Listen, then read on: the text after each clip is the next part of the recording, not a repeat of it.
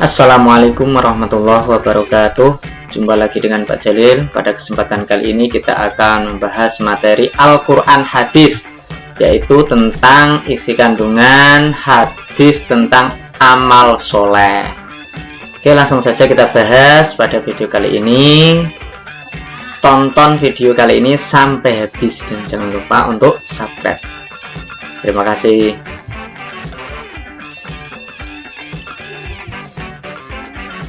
Tujuan pembelajaran pada kesempatan kali ini yaitu peserta didik dapat melafalkan hadis tentang amal soleh beserta arti terjemahannya serta menganalisis isi kandungan hadis tentang amal soleh yang diriwayatkan oleh Abu Hurairah.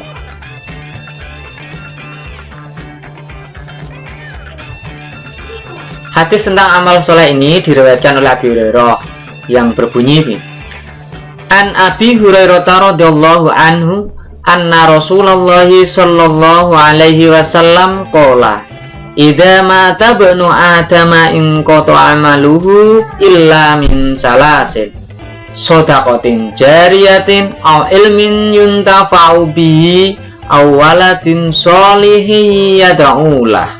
Rawahul Muslim.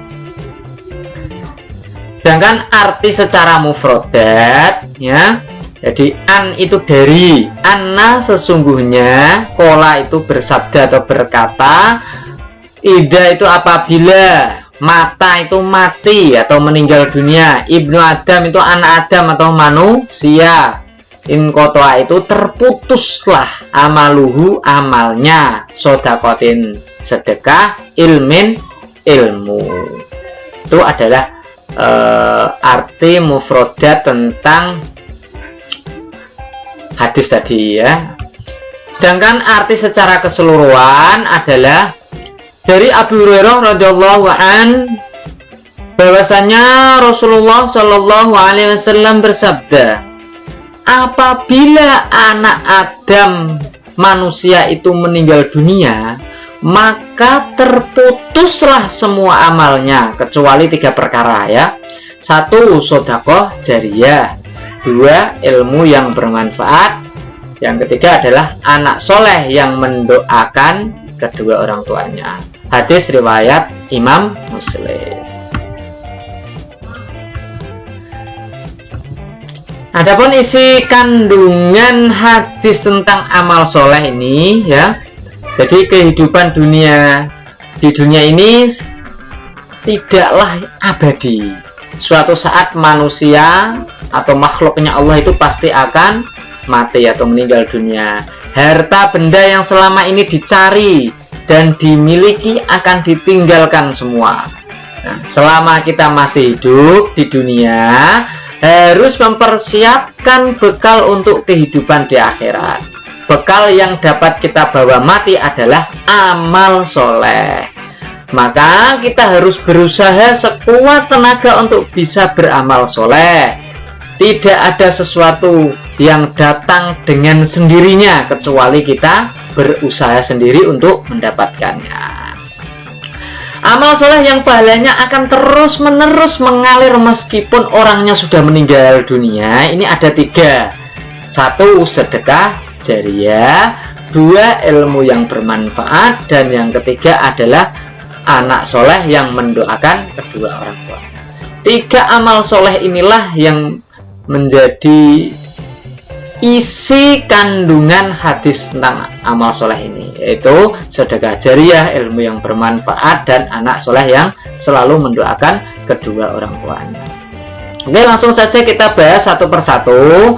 Sedekah jariyah. Sedekah jariyah berasal dari kata sodakotun yang artinya adalah pemberian, sedangkan jariyatun artinya adalah mengalir. Jadi sedekah jariyah itu adalah pemberian yang dapat digunakan secara terus menerus.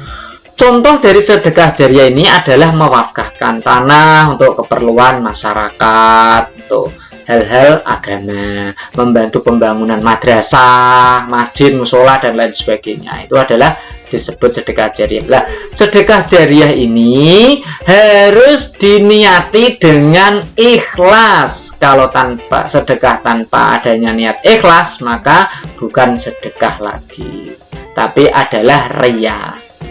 Nah, di samping ikhlas harus hanya mengharap ridho dari Allah semata. Maka dengan sedekah jariah ini pahalanya akan terus mengalir apabila bangunan atau tanah wakaf yang sudah diwakafkan untuk masjid, untuk musola, untuk sekolahan, untuk madrasah. Nah, tanah wakaf selama masih digunakan oleh masyarakat tersebut, maka pahalanya akan terus mengalir kepada orang tersebut walaupun orang yang menyedekahkan tadi sudah meninggal dunia.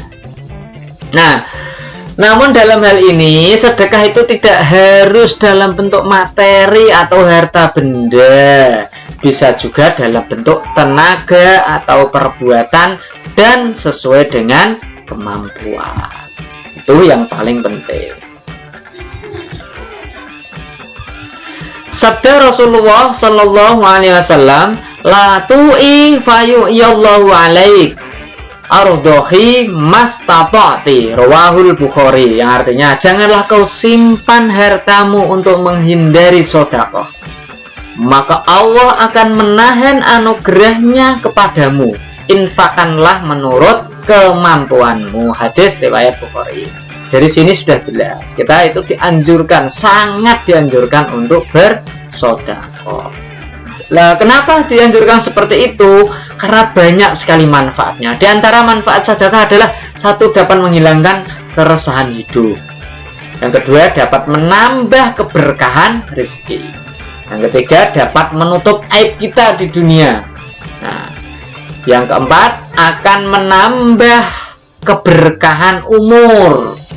Nah, dan selanjutnya dapat menolak bala atau musibah. Ini adalah beberapa manfaat sedekah yang harus kita ketahui. Namun selain 5 ini masih banyak sekali manfaat dari sedekah.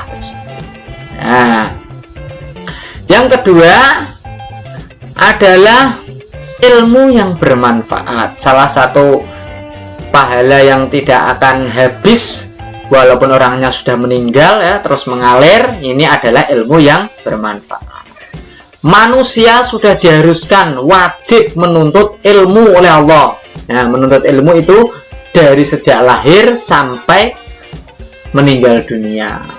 Karena Allah itu menjanjikan akan mengangkat derajat orang-orang yang beriman dan berilmu.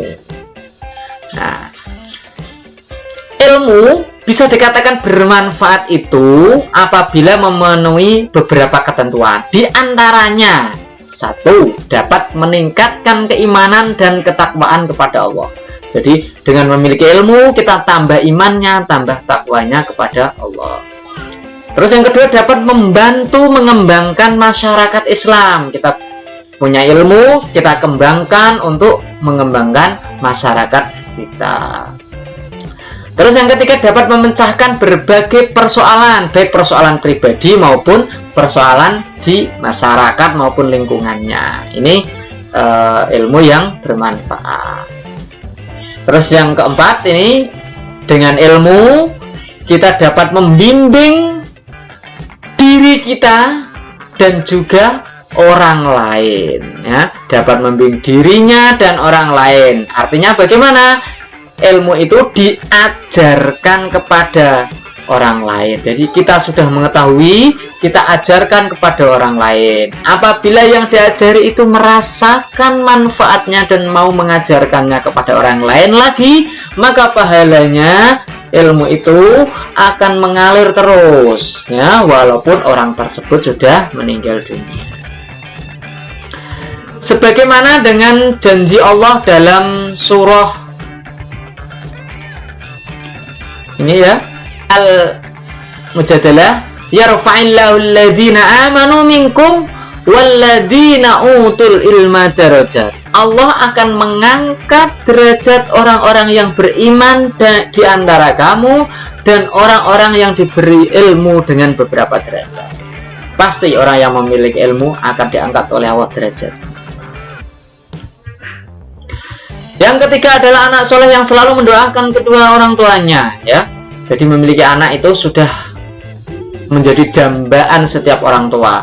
Orang tua itu melakukan segala cara untuk mendapatkan anak yang soleh, mulai dari selalu membacakan ayat-ayat Al-Quran selama masih di dalam kandungan, ini bacakan ayat-ayat Al-Quran. Terus setelah besar memilih lembaga pendidikan, pondok pesantren yang bermutu, tujuannya untuk menjadi anak yang soleh. Terus di samping itu orang tua selalu mendoakan anaknya agar menjadi anak yang soleh.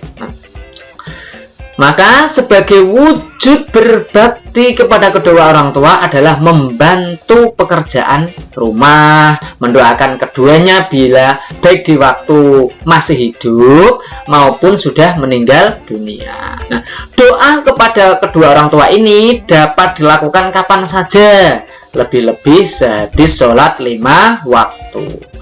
Maka beruntung bagi orang tua yang memiliki anak yang soleh. Anak yang soleh adalah anak yang taat beribadah, berbakti kepada orang tuanya, berbuat baik kepada sesama, dan mau meringankan beban orang lain. Nah, doa anak soleh inilah adalah salah satu amal yang tidak akan terputus pahalanya.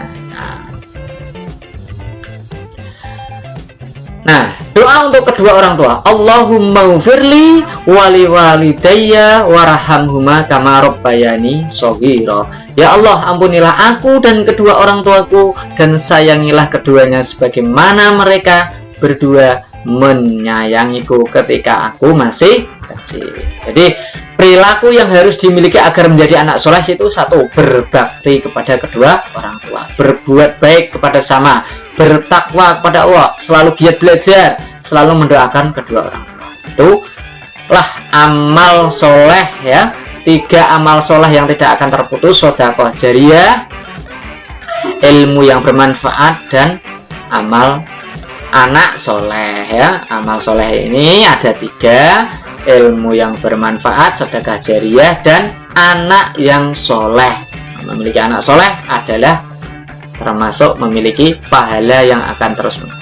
Oke, demikian ya. Silahkan untuk tugasnya ini dikumpulkan di classroom, ya. Silahkan dibaca, dijawab. Setelah selesai dikumpulkan di classroom. Oke ya. Demikian pertemuan pada kesempatan kali ini. Silahkan tambah referensi yang lain dengan membaca-baca buku, menambah wawasan kita untuk khazanah ilmu pengetahuan baik di bidang agama maupun di bidang umum. Sekian dan terima kasih. Saya akhiri. Wassalamualaikum warahmatullahi wabarakatuh.